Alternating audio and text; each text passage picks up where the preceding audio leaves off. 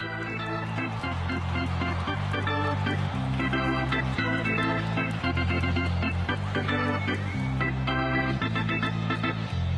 good evening, everybody. Sam Thunder here. Just wanted to make a video today. I had some stuff I needed to catch up on with y'all. Since I've only been really doing live streams as of late on Sundays, but I wanted to catch up with you on some of the things that I have been doing. Um, I did make some purchases on some cards. I went to a card show as well. I think it was not last weekend, the weekend before, perhaps. I can't remember exactly what day it was, but did find some stuff for the collection. And I've also received a care package from the Wax Pack Dad. I think most of y'all are familiar with this channel, but if you're not, I'm going to leave a link in the video as well as a link in the description of this video. You can go check out his channel. He breaks into a lot of different years of wax and was generous enough to send me a really cool care package. And so he left a note as well, which I'm going to read to y'all. Sorry, this is really blurry on here. So I'll read it from down here. I don't think this will, for whatever reason, it's not up. There we go. It's a lot better. So Ryan, the Wax Pack Dad, writes, "Hey Sammy, sorry this took so long. I really hope you enjoy the cards and the extras I threw in. Continued success to you as you keep building up your show. Later, Ryan, the Wax Pack Dad." Ryan, first and foremost, thank you very much. Really, really appreciate these cards that you sent. They look really, really cool. I'm really excited to open these up and to to break into to see what's here. As you can see right in front of you, we have some cool Fleer cards. This is from '83. It looks like I'm not as familiar with these later the Fleer as I am with Tops, but here we have a Fleer 1983 Mike Schmidt card. Obviously, Mike Schmidt, arguably one of the greatest third baseman to play the game. Hang on one second. I'm gonna see if there's an issue with the camera. It's not showcasing the cards as well as I normally like. Might be the lighting a little bit on this. It's kind of producing a strong glare, and I wonder if it's because of the camera. So hang tight one second. Yeah, that's why. Okay, that should do it. I had the camera set to manual instead of automatic, so that's my mistake. But this should do a much better job now it's showing it. So you got the Mike Schmidt card. You got the lighting back on it. Here we have a Fountain of Youth with Willie Stargell and Pete Rose. Kind of funny because this was definitely later in their careers. But hey, you know, I guess they wanted to kind of show admiration for the youthful spirit that they both instilled. These are very good condition cards. Really nice condition Fleer 83s. Tom Terrific. I am a sucker for any Tom Seaver. Tom Seaver is one of my favorite pitchers. So, I mean, look at the centering. The centering is really nice on these cards, and the condition obviously is very sharp. Um, Great career that Seaver had with the Mets for as long as we can remember, then with the Reds and with the White Sox. And here we have base Steelers threat. We got Gary Carter and Diaz. I don't know if it's Bo Diaz. That's who I thought it was. The rifle arms to gun down National League speedsters. Very cool cards. We'll break into the little box of cards here that he sent as well, that Ryan sent. And I really like the oddball cards, the Cap and Crunch Tops cards of Doc Gooden. I don't know what year this was. It looks like it's 89, Tops 89 with Cap and Crunch. Now Ryan knows I am also a Giants fan because of Willie Mays, so this is really cool. I love the stickers. I'll definitely put this up into. I have like a little, like a picture frame sort of thing that I've been kind of like putting these little stickers on there, so I might do that now. Got Ron Darling. Ron Darling had a great career. He's now a color commentary, along with Howie Rose. No, not Howie Rose. Keith. No, with Keith Hernandez also color commentary. Howie Rose is the radio guy. Who's the other guy? Keith, Ron, and I can't remember the play by play. Here we have an 85 Ray Knight. Very tough player Ray Knight was. Bruce Bereni. Got Doug Siska. Looks like got a lot of the 85 guys. Ron Darling, great card. Mike Fitzgerald. Steve Nicosia. Junior Ortiz. Danny Heap. Got Ed Lynch. Don Robinson of the Giants from the 89 set. Brett Butler. Sid Fernandez. I remember him. He had a nice career, Sid. Not a bad career. 16-6 on the year that they won. Dave Magadan was a decent hitter. Chili Davis was the hitting coach for the Mets for a little bit, but unfortunately was fired. Keith Hernandez, his number's getting retired this year at the ceremony, which I'm not sure when. I think it's happening sometime soon. There's Dave Magadan again. Hojo, Howard Johnson, wearing Pete Alonso's number. Pete Alonso's wearing Hojo's number. Got Giants leaders. Robbie Thompson. Candy Maldonado. I didn't know Candy Maldonado was as big of a star as he was. Interesting. Mike Krukow had a nice year. Hey, Jesse Orozco. Randy Neiman. Lenny Dykstra. And another Lenny Dykstra. So a lot of Mets, a lot of Giants practically. So these are really cool. Really nice care package that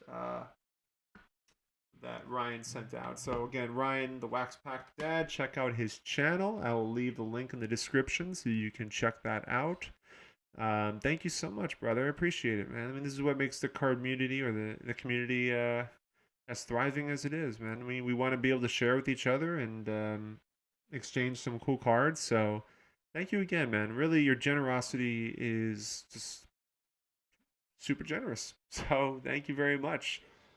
So we'll put the note here, and then I want to show you some of the cards that I picked up at some shows.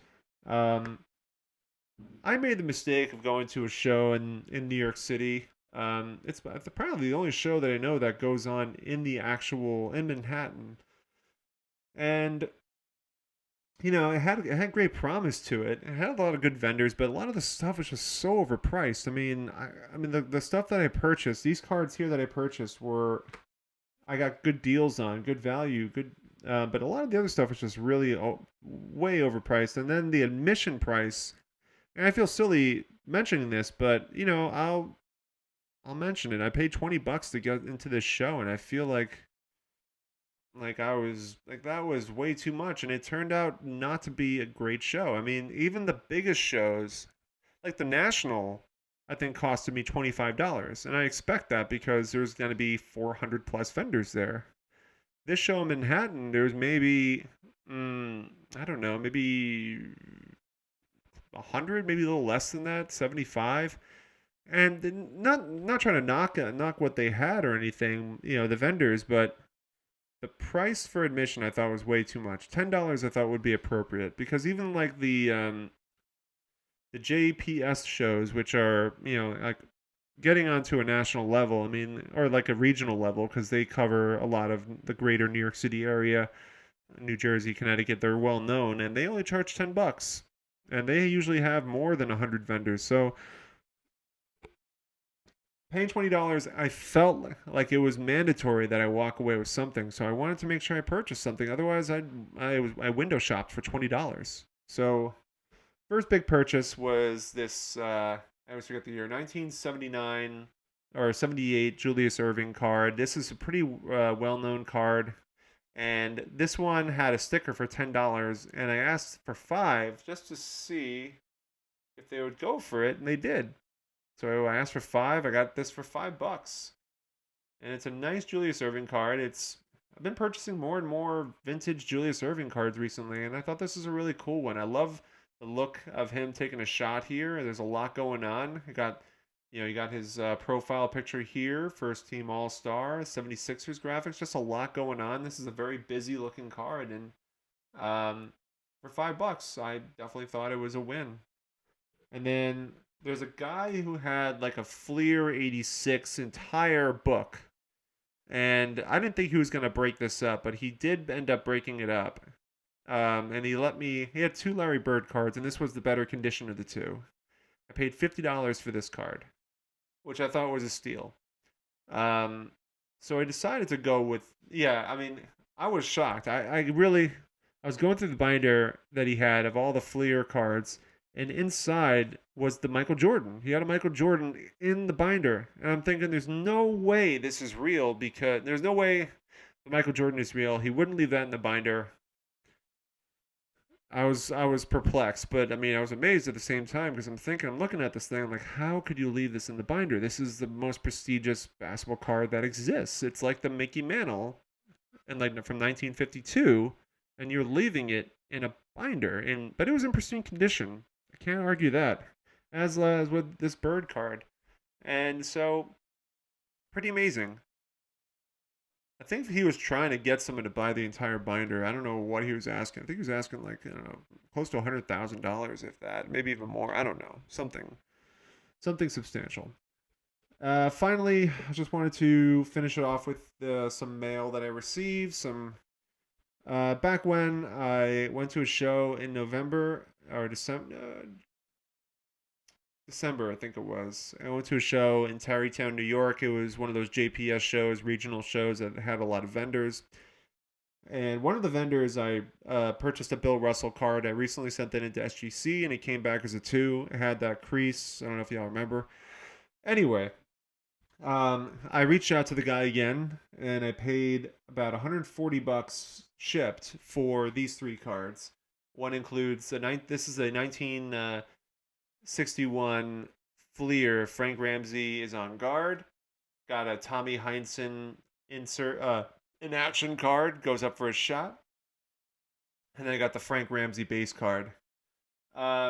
These cards are becoming incredibly difficult to find. I can never find them at shows. I always find it that a lot of the vendors never have as these old cards. So I reached out to my guy, and I got these 3 for 140, I think, or 130 or 140. I thought, given the way that these are going up in price, these are really sharp condition. Like this Tommy Heinsohn, it's off center, but the condition of these cards are super sharp. I'm probably going to get these graded at some point. Got the Frank Ramsey. So really, I'm working up. I mean, I'm getting very close to completing this Celtics set that I've been working on. And I got the same, the Sam Jones I purchased months ago. But aside from the Bill Russell and the Bob Cousy cards that I've already have, and really, right now, it comes down to the Casey Jones and Tommy Heinsohn rookie, Casey Jones rookie card, and Tommy Heinsohn and Carl Braun. Those are the 3 I need, as well as a Bob Cousy in action. Those are ones that I'm looking for. So it's a fun little hunt that I've been on. Finally, this one came from the Passes Live, one of his auctions. I literally jumped in for a couple minutes, and I saw that the Steve Carlton was only going for like $5. This is from his 1970. And so I was like, the high bid was 5. I asked for 6, and then eventually I won. So altogether, this was $10 if you include the shipping. And, the 1970 set is very difficult to find in good condition. I feel like the corners on this card, I would say overall, probably are, very good, excellent range. I'm not going to send this in for grading. I don't think it's worth nearly as much. But if I were to send it in for grading, I'd probably predict maybe a 4 or 5 on this card. They're very tough to grade these because of obviously the black frame around the card. Makes condition issues very, very easy to spot. So obviously here the centering on the bottom top is way off, and you can kind of see on the bottom it has some condition issues and the edges. So there's a lot of things that factor into this, but for $10, I thought this is a good pickup. So that about does it for now. This weekend I might do some more card hunting. I haven't made up my mind yet. It's supposed to be beautiful, so I'm looking forward to that. And hopefully I'll have another box to open up on Sunday. If not, then we'll revisit that. But thank you all so much for watching. Again, if you're new to the channel and you enjoyed this video, hit the subscribe button, hit the like button, the notification bell to be in the know for future videos. I definitely am going to be doing more now that my schedule is opening up a lot. But thank you guys so much. And also, again, thank you, Ryan, the Wax Pack Dad. Check out his channel. And hope you have a good rest of your night. Take care.